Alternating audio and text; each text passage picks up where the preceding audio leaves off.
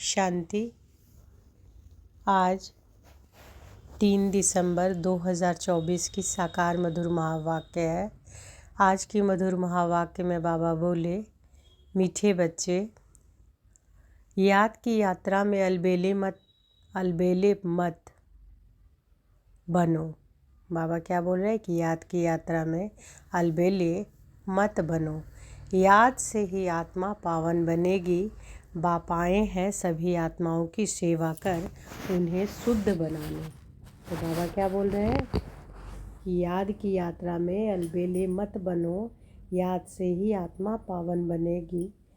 बाप आए हैं सभी आत्माओं की सेवा कर उन्हें शुद्ध बनाने।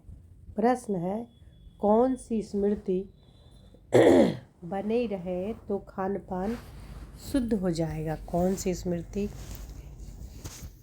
बनी रहे तो खान पान शुद्ध हो जाएगा? उत्तर है, यदि स्मृति रहे कि हम बाबा के पास आए हैं सचखंड में जाने के लिए व मनुष्य देवता बनने के लिए, तो खान पान शुद्ध हो जाएगा।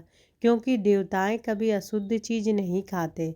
जब हम सत्य बाबा के पास आए हैं सचखंड पावन दुनिया के का मालिक बनने, तो पतित अशुद्ध बन नहीं सकते। ओम शांति। रूहानी बाप रूहानी बच्चों से पूछते हैं, बच्चे तुम जब यहाँ बैठते हो तो किसको याद करते हो? अपने बेहद के बाप को। तो बाबा क्या पूछ रहे हैं कि बच्चे तुम यहाँ जब बैठते हो तो किसको याद करते हो? किसको याद करते हो? अपने बेहद के बाप को। वह कहाँ है? उनको पुकारा जाता है ना, हे पतित पावन। आजकल सन्यासी भी कहते रहते हैं, पतित पावन सीताराम, अर्थात पतितों को पावन बनाने वाले राम आओ। यह तो बच्चे समझते हैं कि पावन दुनिया सतयुग को पतित दुनिया कलयुग को कहा जाता है। अभी तुम कहाँ बैठे हो? बाबा पूछ रहे हैं कि अभी तुम कहाँ बैठे हो? कलयुग के अंत में इसलिए पुकारते हैं कि बाबा आकर हमको पावन बनाओ। हम कौन हैं? हम कौन हैं? आत्मा। आत्मा को ही पवित्र बनना है। आत्मा पवित्र बनती है तो शरीर भी पवित्र मिलता है। आत्मा के पतित बनने से शरीर भी पतित मिलता है। यह शरीर तो मिट्टी का पुतला है, आत्मा तो अविनाशी है। आत्मा इन ऑर्गन्स द्वारा कहती है, पुकारती है।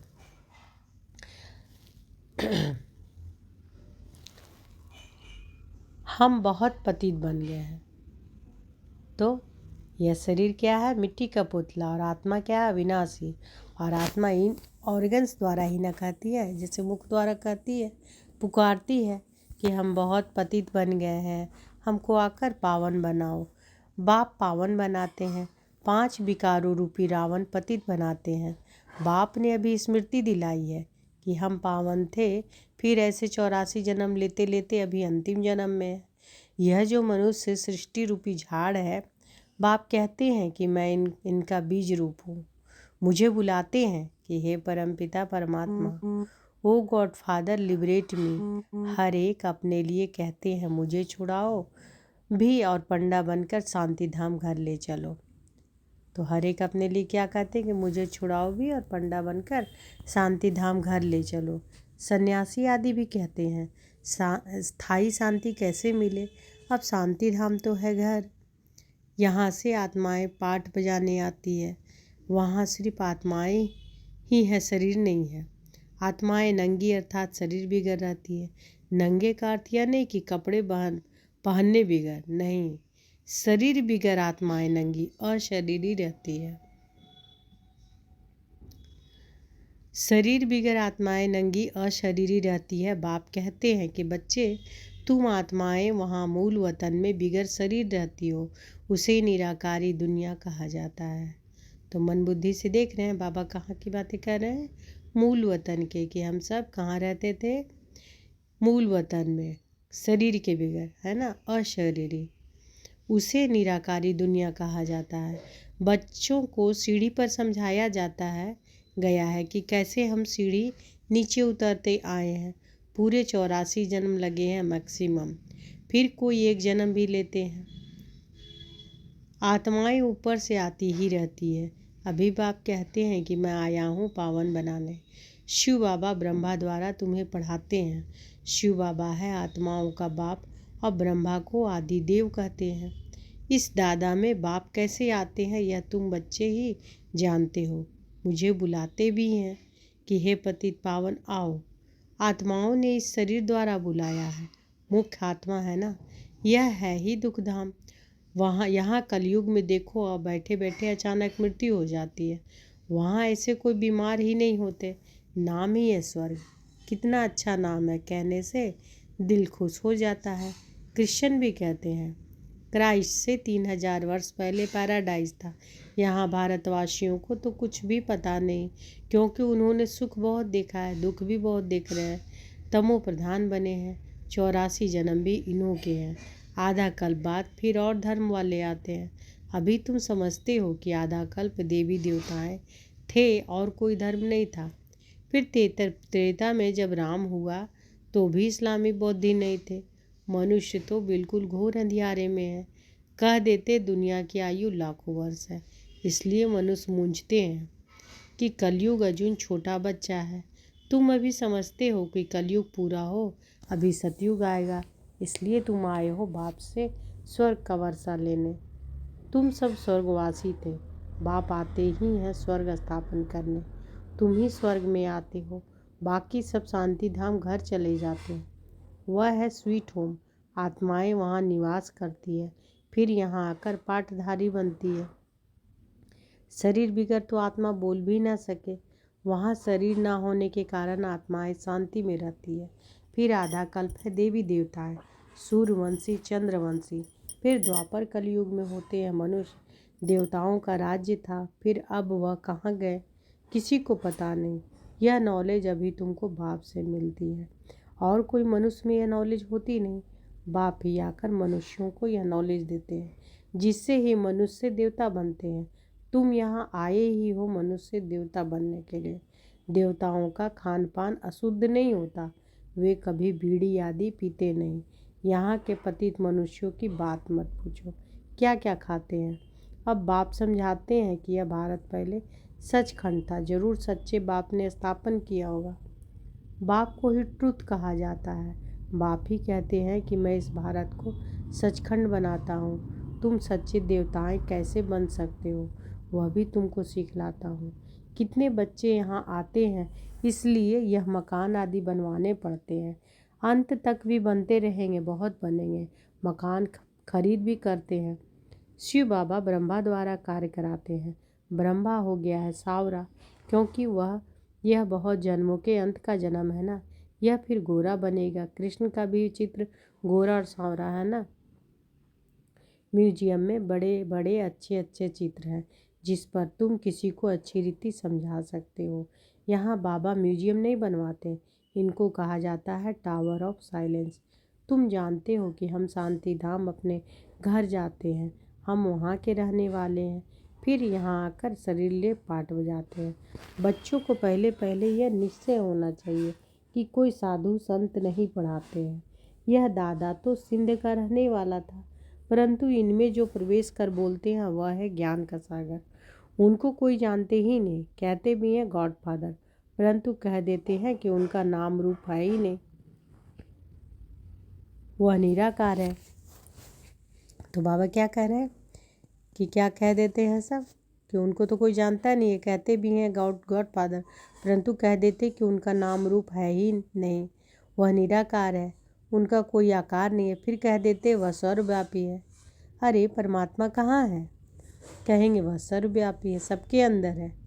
अरे हर एक के अंदर आत्मा बैठी है, सब भाई भाई है ना। फिर घट घट में परमात्मा कहाँ से आया? ऐसे नहीं कहेंगे कि परमात्मा भी है और आत्मा भी है। परमात्मा बाप को बुलाते हैं, बाबा आकर हम पतितों को पावन बनाओ। मुझे तुम बुलाते हो यह धंधा या सेवा करने लिए, हम सभी को आकर शुद्ध बनाओ। पतित दुनिया में हमको निमंत्रण देते हो, कहते हो कि बाबा हम पतित हैं। बाप तो पावन दुनिया देखते ही नहीं, पतित दुनिया में ही तुम्हारी सेवा करने के लिए आए हैं।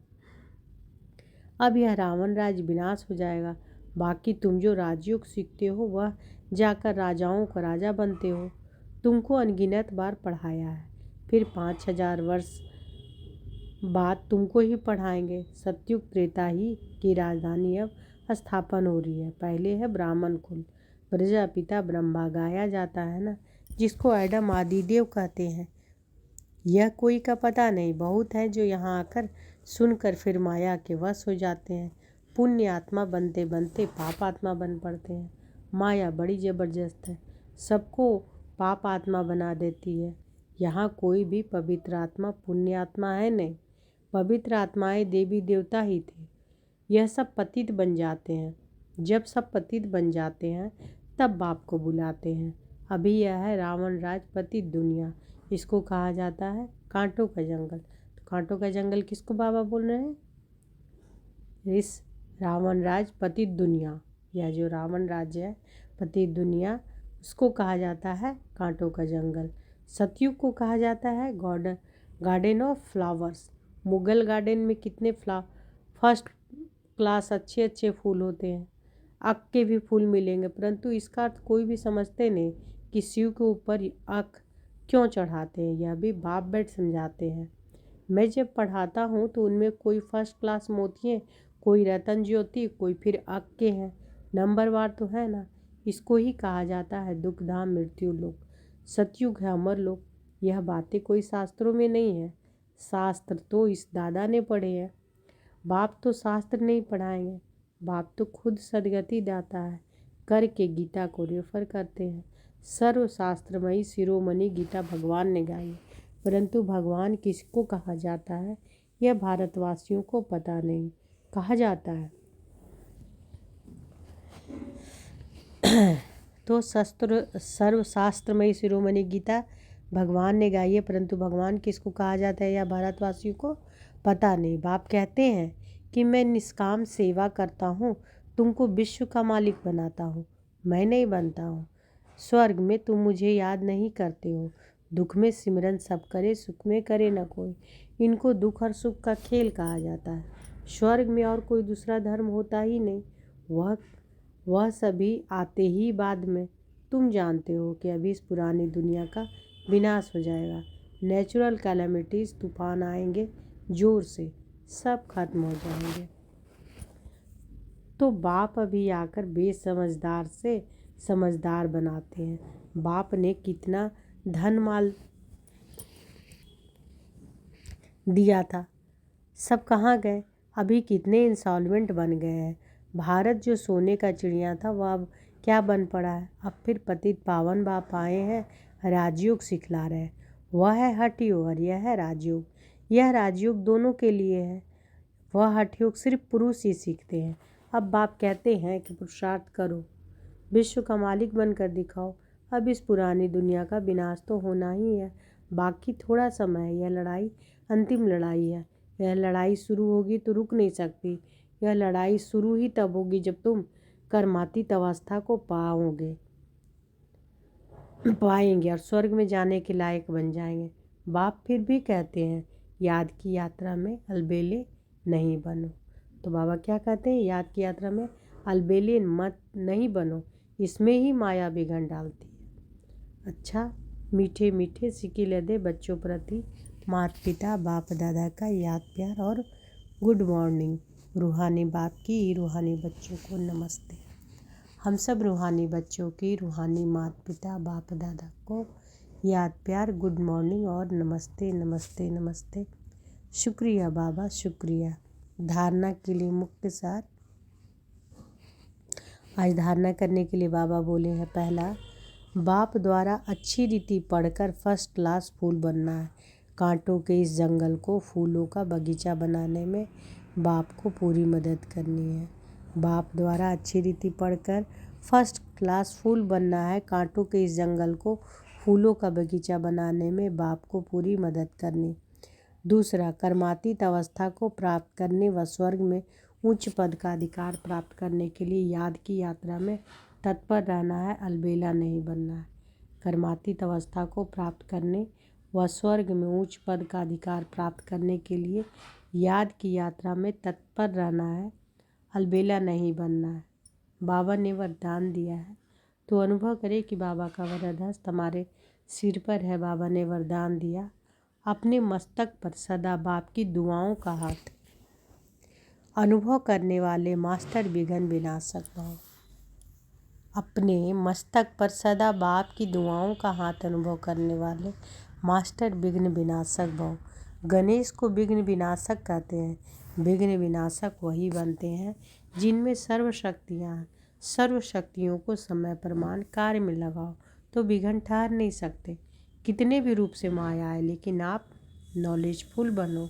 नॉलेजफुल आत्मा कभी माया से हार खा नहीं सकती। जब मस्तक पर बाप दादा की दुआओं का हाथ है तो विजय का तिलक लगा हुआ है। परमात्मा हाथ और साथ विघ्न विनाशक बना देता है। स्लोगन है, स्वयं में गुणों को धारण कर दूसरों को गुणदान करने वाले ही गुणमूर्त हैं। स्वयं में गुणों को धारण कर दूसरों को गुणदान करने वाले ही गुणमूर्त हैं। तो आज की मधुर महावाक्य में बाबा क्या बोले कि याद की यात्रा में अलबेले मत बनो, याद से ही आत्मा पावन बनेगी। बाप आए हैं सभी आत्माओं की सेवा कर उन्हें शुद्ध बनाने। और कौन सी स्मृति से खान पान शुद्ध हो जाएंगे? तो यह स्मृति रहे कि बाबा के पास हम कहाँ आए हैं। बाबा के पास आए हैं सचखंड में जाने के लिए, मनुष्य देवता बनने के लिए, है ना। तो खान पान शुद्ध हो जाएगा, क्योंकि देवताएं कभी अशुद्ध चीज़ नहीं खाते हैं। देवताएं अशुद्ध चीज़ खाते हैं क्या? तो जब हम सत्य बाबा के पास आए हैं तो सचखंड पावन दुनिया का मालिक बनने, तो पतित अशुद्ध बन नहीं ना सकते। तो यह स्मृति में रखने से खान पान की शुद्धता रहेगी, है ना। क्या ध्यान में रखना है, क्या स्मृति में रखना है कि हम सचखंड बाप के पास आए हैं मनुष्य देवता बनने के लिए। और कहाँ जाने के लिए? सचखंड पावन दुनिया का मालिक बनने के लिए। पतित से अशुद्ध तो पतित हम लोग क्या बन सकते हैं? नहीं बन सकते हैं जब ये स्मृति में रहे तो। और फिर बाबा क्या बोलते हैं कि बच्चे तुम यहाँ बैठते हो तो किसको याद करते हो? किसे याद करते हैं? हम सब बेहद के बाप को, जो टीचर के रूप में हमें पढ़ा रहे हैं, है ना। और वह कहाँ है? वह कहाँ रहते हैं? बाबा क्या बताए कहाँ रहते हैं बाबा? परम धाम में, मूल वतन में, है ना। जहाँ पर हम सब आत्माएं कैसे रहते हैं? अशरीरी, है ना। शरीर नहीं रहता है, निराकारी दुनिया में हम सब रहते हैं। बाबा बोले ना कि आत्मा जो है पतित बनने से शरीर भी पतित मिलता है। और हम सब कहाँ रहते हैं? शांति धाम में रहते हैं। और बाबा कहते हैं जहाँ से आत्माएं पाठ बजाने आती, वहाँ आत्माएं सिर्फ आत्माएं ही रहती हैं, है ना। शरीर नहीं रहता है। आत्माएं नंगी अर्थात बिगर शरीर बिगर रहती है। बाबा बोल रहे नंगी का अर्थ ये नहीं कि कपड़े पहने बिगर रहना, नहीं, शरीर बिगर, शरीर नहीं रहता, अशरीरी रहते हैं। बाबा क्या कहते हैं कि बच्चे तुम आत्माएं वहाँ मूल वतन में बिगर शरीर रहती हो। उसे कौन सी दुनिया कहा जाता है? निराकारी दुनिया कहा जाता है ना। और बाबा वरदान आज कितना अच्छा दिए कि अपने मस्तक पर क्या सदा याद रखना है कि बाबा की दुआओं का हाथ का अनुभव करना है ना। अनुभव करने वाले मास्टर विघ्न विनाशक भव। जब हमारे मस्तक पर परमपिता परमात्मा का दुआओं का हाथ है तो फिर कोई भी विघ्न रह सकती है? नहीं रह सकती है ना। ठहर सकती है क्या? नहीं ठहर सकती है। और विघ्न विनाशक कौन बनते हैं? जिनमें सर्व शक्तियाँ हैं।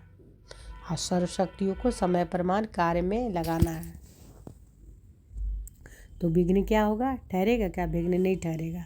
कितने भी रूप में आएगा माया, लेकिन आप बाबा कहते हैं कि कितने भी रूप में माया आए, लेकिन आप कौन हो?